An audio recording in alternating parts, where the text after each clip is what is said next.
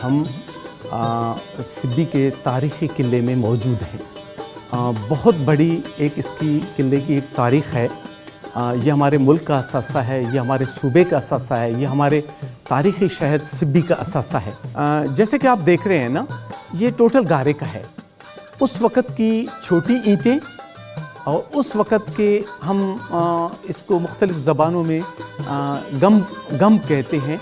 ये गम की मिट्टी हुई थी, क्योंकि मिट्टी में अल्हम्दुलिल्लाह एक सीमेंट से भी ज़्यादा ताकत होती है। फिर गारा है, छोटी ईंटें हैं मिट्टी की, और गम भी आप उसको कह सकते हैं। पूरे बलूचिस्तान में सबसे कदीमी और तारीख़ी किला ये है।